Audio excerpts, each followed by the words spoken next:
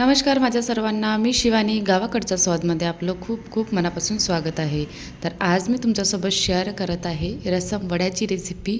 अगदी मस्त वाटते हे वडे खायला, अगदीचे टेस्टी वाटते आणि मेन म्हणजे ते रस्सम हा ना अतिशय सोपी आणि साधा आणि अतिशय भारी वाटणारा पदार्थ आहे.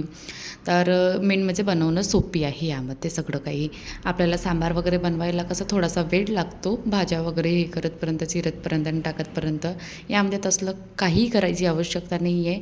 झटपट बनणारी ही रेसिपी आहे. चला तर सुरू करूया आजची रेसिपी. आणि ही रेसिपी गरमागरम खायला तर अतिशय भारी वाटते. तर कधी पण बनवा आणि गरमागरम खा. तर त्यासाठी काय करायचं, अगोदर आपण रसम बनवूया. त्यासाठी आपल्याला 3 ते 4 छानपैकी असे लाल लाल पिकले टमाटर घ्यायचे आहे आणि त्याला स्वच्छपणे धुवून आपल्याला असे बारीक चिरून घ्यायचे आहे. सोबतच चिंचसुद्धा यामध्ये आपल्याला भिजायला ठेवायची आहे. तर मी साईडलाच नाही का गरम पाण्यामध्ये 15 मिनटं किंवा 10 मिनटाच्या जवळपास आपल्याला चिंच थोडीशी भिजायला ठेवून द्यायची आहे अगोदरच. म्हणजे जोपर्यंत आपली ही बाकीची प्रोसेस होत राहते तोपर्यंत चिंचसुद्धा छानपैकी भिजून जाते. टमाटर शिजून झाल्यानंतर मिक्सरच्या पॉटमध्ये अर्धा चिरलेला कांदा, सोबतच अद्रक आणि आलं आणि 1 चम्मच धने आणि 1 चम्मच जिरं आणि सोबतच आपल्याला काळी मिर्च टाकायची आहे एखाद्या चमचा जवळपास. आणि हा मसाला आपल्याला तयार करून घ्यायचा आहे. दरदरासा वाटून घ्यायचा आहे. तुम्ही खलबत्त्यामध्ये सुद्धा काढू शकता किंवा मिक्सरच्या पॉटमध्ये पल्स मोडवर सुद्धा तुम्ही याला वाटू शकता. अशा प्रकारे हा मसाला तयार झाला की कढाईमध्ये थोडंसं तेल टाकायचं 2 चमचा जवळपास. त्यामध्ये मोहरी, जिरं आणि नंतर थोडीशी हिंग हे टाकायचं आणि एखाद्या चमचा जवळपास उडद डाळ, सोबतच चणा डाळ आवडत असेल ती सुद्धा टाकायची अर्धा 1 चम्मच आणि 2 लाल मिरच्या टाकायच्या. छानपैकी याला असं परतून घ्यायचं आणि कढीपत्ता असेल ना तो सुद्धा टाकायचा. ह्या बाकीच्या ज्या छोट्या छोट्या वस्तू आहे ना ह्या थोड्याशा टाकल्यानं तरी त्या रसमची जी चव असते ना ती भारी वाटते. पण याच्यामध्ये मेन इन्ग्रेडियंट म्हणजे तो मसालाच असते. सोबतच यामध्ये मी थोडीशी मेथीसुद्धा टाकलेली आहे. मेथी ही शेवटी टाकायची आणि सगळं हे तेलामध्ये परतून घ्यायचं. नंतर त्यामध्ये जो बनवलेला मसाला आहे तो टाकायचा. यामध्ये काळी मिर्च टाकतो ना आपण, त्याच्यामुळे ह्या रसमची चव छान वाटते. मेन इन्ग्रेडियंट तोच असते याच्यामध्ये, तर तो टाकायला विसरायचा नाही.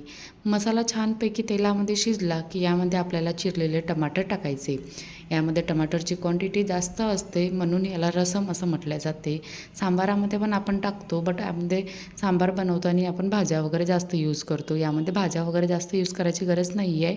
नुसतं टमाटर टाकले ना तरीसुद्धा छान बनते. सोबतच टमाटरसोबत ना आपल्याला सांबारसुद्धा डंठलसहित टाकायचा आहे आणि चवीनुसार मीठ टाकायचं. याला मिक्स करून घ्यायचं, परतवून घ्यायचं छानपैकी आणि नंतर मी याला झाकून ना छान असे मऊसर होईपर्यंत आपल्याला हे टमाटर शिजवून घ्यायचे आहे. जोपर्यंत छान मऊसर अशी पूर्ण गलंग होत नाही टमाटर, तसे आपल्याला याला शिजवून झाल्यानंतरच आपल्याला बाकीची प्रोसेस करायची आहे.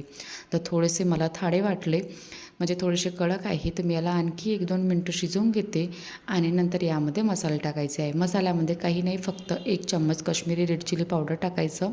थोडीशी हळद टाकली आहे कारण की डाळ शिजवताना हळद टाकतो आपण, तर म्हणून यामध्ये मी थोडीशी हळद टाकली, सोबतच धनिया पावडर टाकलेला आहे.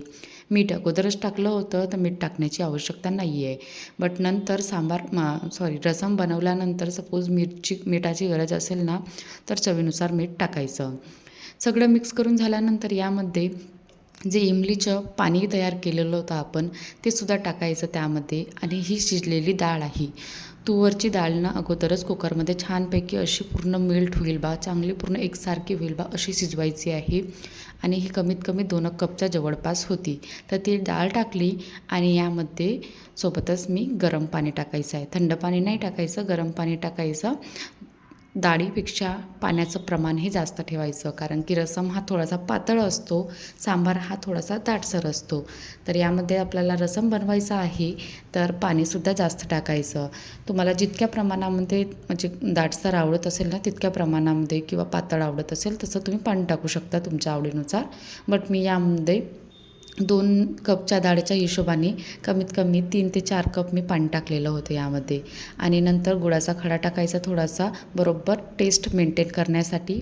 आणि वरून कोथिंबीर टाकायची, 1 उकळी येऊ द्यायची आणि 1 उकळी आल्यानंतर गॅस बंद करून ठेवून द्यायची.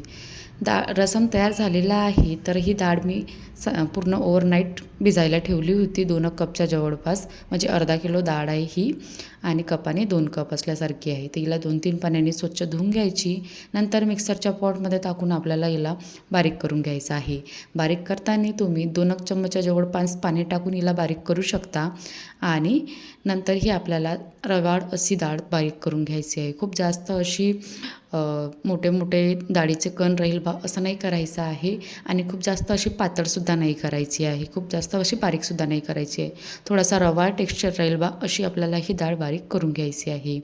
डाळ बारीक करून झाल्यानंतर यामध्ये आपल्याला 1 चम्मच जिरं, सोबतच चवीनुसार मीठ आणि नंतर तुम्हाला मिरची आवडत असेल यामध्ये टाकलेली तर टाकायची, नाही तर स्किप करू शकता. मुलं वगैरे खात नाही, बट मी ही फिकीवाली मिरची जी मोठीवाली असते ना ठोकळवाली ती टाकलेली होती. सोबतच खूप सारा कोथिंबीर टाकलेला आहे. कोथिंबीर वगैरे टाकणं हे ऑप्शनल आहे. आवडत असेल तर टाकायचं, नाही तर स्किप करून घ्यायचं हे सुद्धा. अगोदर चमच्याने मिक्स करण्याचा प्रयत्न केला, बट चमच्याने काही होत नाही ही सगळी प्रोसेस. तर बांगड्या थोड्याशा वरती सरकवून घ्यायच्या हातातल्या आणि मस्तपैकी घरघर असं करून याला आपल्याला फेटून घ्यायचं आहे. फेटण्याचं अगोदर काय करायचं, मीठ वगैरे नाही का हे पूर्ण बॅटरला अगोदर मिक्स होईल असं आपल्याला एकत्र करून घ्यायचं आहे. बट मी यामध्ये काय विसरली, इकडे अद्रक टाकायचं विसरली. नंतर लक्षात आलं तर मी आणखी थोडंसं अद्रक यामध्ये किसून टाकलेलं. आता तुम्हाला अद्रक आवडत असेल तर टाकायचं, नाही तर त्यालासुद्धा स्किप करून घ्यायचं. नंतर एकच डायरेक्शननी आपल्याला हे छानपैकी असं फेटून घ्यायचं आहे. एकाच डायरेक्शननी कमीत कमी 10 ते 12 मिनटं आपल्याला लागेल. घडीचा टाईम लावून घ्यायचा आणि कंटिन्यू याला 10 मिनटाच्या जवळपास तरी आपल्याला याला फेटून घ्यायचं आहे. जेवढं तुम्ही फेटाल ना तर डाळीचा कलरसुद्धा चेंज होतो, थोडीशी हलकीशी व्हाईट येते आणि सोबतच डाळ ही छानपैकी अशी फ्लफी होते, हलकी होते आणि वडेसुद्धा छान बनतात. तर अशा प्रकारे मी छानपैकी ही डाळ ना खूप असा वेळपर्यंत कमी 10 मिनटाच्या जवळपास 10-12 मिनटाच्या जवळपास फेटून घेतली आहे एकसारखी. आणि फेटल्यानंतर हिला चेकसुद्धा करायचं की बरोबर फेटण्यात आली आहे की नाही आली आहे. कारण की जेवढी तुमची डाळ ही छान फेटण्यात येईल ना तेवढे वडेसुद्धा मस्त असे स्पॉन्जी बनतात. कारण की त्याच्यामध्ये एअर ही तयार होते आणि त्याच्यामुळे जे आतमधनं वडे आहे ना ते असे स्पॉन्जी झाल्यासारखे होतात. तुम्हाला मी वडासुद्धा दाखवेल कापून की कसा प्रकारे याच्यामध्ये स्पॉन्जीनेस आलेली आहे. तर बरोबर फेटली की नाही फेटली हे चेक करण्यासाठी एका वाटीमध्ये पाणी घ्यायचं, त्यामध्ये थोडीशी डाळ अशी टाकून बघायची. तर बघू शकता छानपैकी ही तळत आहे, म्हणजे पाण्यावर अशी तळून म्हणजे बुडाला लागत नाही आहे, तरून राहिली आहे. म्हणजे अशी बरोबर डाळ परफेक्ट झालेली आहे. तर हात धुवून घ्यायचं आणि तेल गरम करायला ठेवून द्यायचं आहे. तेल खूप जास्त कडकडीत गरम नाही करायचं, मीडियम फ्लेमवर गरम केलेल्या तेलामध्ये आपल्याला हे फ्राय करायचं आहे. तर छानपैकी असं तेल झालेलं आहे बरोबर परफेक्ट. तर यामध्ये थोडे थोडे असे जसे आपण पकोडे किंवा बोंडं बनवतो ना तशा प्रकारे आपल्याला याला छोटे छोटे असे तळून घ्यायचे आहे वडे. तुम्हाला जितक्या मोठ्या आकारामध्ये किंवा लहान आकारामध्ये हे वडे तयार करायचे असेल ना तसे तुम्ही याला टाकून फ्राय करू शकता. गॅसची फ्लेम ही मीडियम टू लोच ठेवायची, कारण की हाय फ्लेमवर हे तळल्या नाही जात. कारण की काय होते की आतमधनं कच्चे राहून जातात आणि वरून करपून जातात. तर यासाठी आपल्याला मीडियम टू लो फ्लेमवरच आपल्याला हे सगळे वडे फ्राय करून घ्यायचे आहे.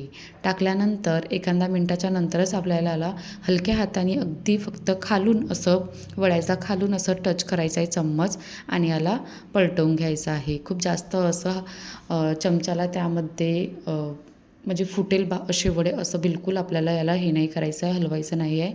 अगदी छोट्या चम्मचनी सुद्धा केलं ना तुम्ही पलटवले ना तरी इझिली ते पलटतात आणि छानपैकी असे फ्राय केले जातात. तर अशा प्रकारे फ्राय करून झालेले आहे. आता शिजले की नाही शिजले हे चेक करण्यासाठी बघू शकता. आता जे वड्याच्या साईडचे जे तेल आहे त्याचे जे बबल्स आहे ते अगदी कमी होत आलेले आहे. म्हणजे आपले वडे बरोबर शिजण्यात आलेले आहे हे आपल्याला समजून येते. तर मस्तपैकी मोठा झारा घ्यायचा आणि त्यामध्ये हे वडे पूर्ण काढून घ्यायचे. अशा प्रकारे हलकासा कलर चेंजसुद्धा झालेला आहे. इतपतच आपल्याला कलर चेंज करायचा आहे, यावर तर डार्क नाही करायचा आहे. नाहीतर ते खायला ना थोडेसे ऑइली पण होतात, कडक पण होतात आणि तितके टेस्टी वाटत नाही. मी तुम्हाला आणखी एकदा दाखवते की कशाप्रकारे फ्राय करायचे आहे. आपण वडे टाकले, वडे टाकताना ही गॅसची फ्लेम ही मीडियम टू लोच ठेवायची, हाय बिलकुल करायची नाही. आणि नंतर पलटवताना अगदी हलक्या हलक्या हाताने याला पलटवून घ्यायचं आहे. ते इझिली आपले गोल गोल आहे तर बरोबर पलटतात अलटत पलटत. आणि नंतर याला आपल्याला कलर हलकासा चेंज होईल इतपत आपल्याला फ्राय करायचे आहे. आता बघू शकता अगोदरपेक्षा जे वड्याचे साईडचे बबल्स आहे ते कमी झालेले दिसले असेल तुम्हाला, तर त्या स्टेजवर आपल्याला याला काढून घ्यायचं आहे. आणि कलरसुद्धा चेंज झालेला आहे हे सुद्धा चेक करायचं. अशा प्रकारे मी अर्ध्या बॅटरचे म्हणजे थोडेफार वडे तळून घेतलेले आहे. आणि बघू शकता आतमधनं किती मस्तपैकी असे स्पॉन्जीसुद्धा झालेले आहे. तर वडे तयार करून झालेले आहे तर मस्तपैकी प्लेटमध्ये काढायचे आणि रसमसोबत मस्तपैकी गरमागरम रसम करायचा आणि याच्यासोबत सर्व करायचं. अशा प्रकारे हे रसम वडा तयार झालेला आहे. खूप मस्त वाटते. यामध्ये एकच असते की टमाटर आणि इमली याची जी टेस्ट आहे ना ती थोडी जास्त प्रमाणामध्ये असते. म्हणजे आंबटसर चटपटा असा हा रसम असते. यासाठी याला रसम म्हटल्या जाते. आणि आजची ही वडा रसम रसम वडाची रेसिपी तयार आहे. कशी वाटली तुम्हाला आजची ही रेसिपी? आवडली असेल ना तर एकदा बनवून बघा आणि माझ्या चॅनेलला सबस्क्राईब करायला विसरू नका. अशाच रेसिपी बघत राहा, एन्जॉय करत राहा. चला तर टेक केअर, बाय.